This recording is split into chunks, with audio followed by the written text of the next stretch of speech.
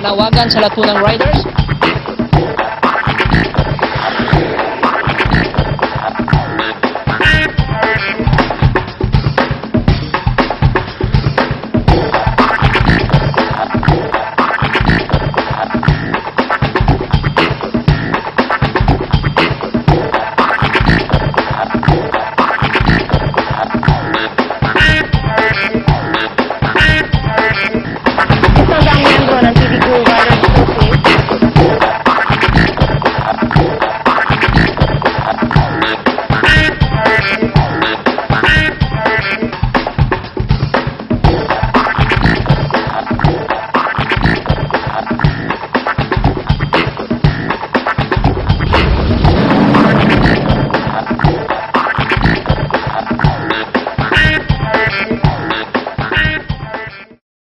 Pinamunahan ng Motorcycle Federation of the Philippines ang pakikipagtulungan sa Land Transportation Office kung mailunsad ang kauna-unahang Motorcycle Safety Riding Manual.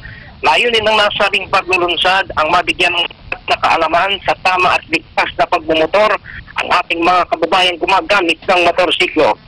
Ayon kay Jojo Medina, ang Director for Operation ng MCF, na ang nasabing manual ay produkto ng kanilang masinop na pagsuslat ng mga datos mula sa mga karanasan ng bawat nagmamotorsiklo.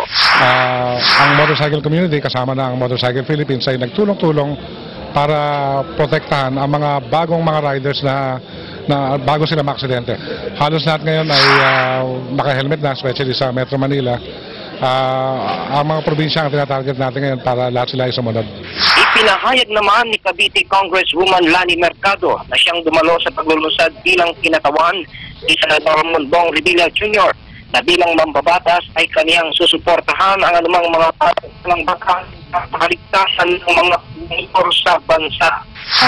Malaking bagay na na-organize ang grupong ito para magkaroon ng awareness ang marami sa ating motorcycle riders. Marami ho ang naaaksidente na nakamotor at yan ang gusto nating maiwasan. Tamang helmet sa pagmumotor. Tayo naman sa mababang kapulungan ay nag-file din ng batas na may kinalaman sa Children Safety Act pagdating po sa mga backriders sa pagmumotor na ginagawa natin as much as possible. 7 years old and below ay hindi na ho pinababayaang basta sumasakay lamang sa motor. Kailangan po above 7 years old ang nakasakay sa likuran ng motorcycle rider at dapat may helmet.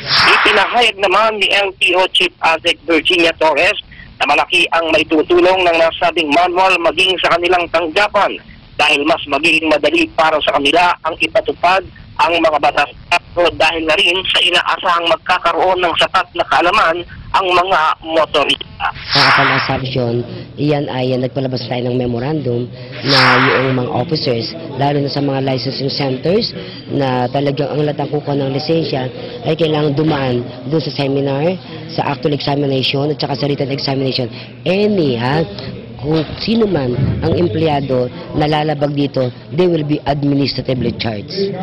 Ipinahayag naman ng may pagmamalaki ni Ginoong Mars Sota Jr., ang Country Sales Director ng Castrol, na siyang pangunahing sponsor ng nasabing proyekto na tinitiyak nilang mas lalong huhusay ang kalidad ng makina ng bawat motorsiklong gagamitan ng kanilang produkto dahil ang Castrol ay nakatuon sa mas ligtas na paglalakbay. There was an advocacy to actually encourage the riders, the bikers, to go out and register and vote, exercise our right as a citizen of this country. The Motorcycle Federation and the Land Transportation Office thought of this project about road safety, road discipline, okay? Sa mga ganitong pagkakataon, patuloy din ang pagsuporta ng TV Crew Riders Association kahit sa simpleng paraan ng pagbabalita nito sa mas maraming bilang ng ating mga kababayan.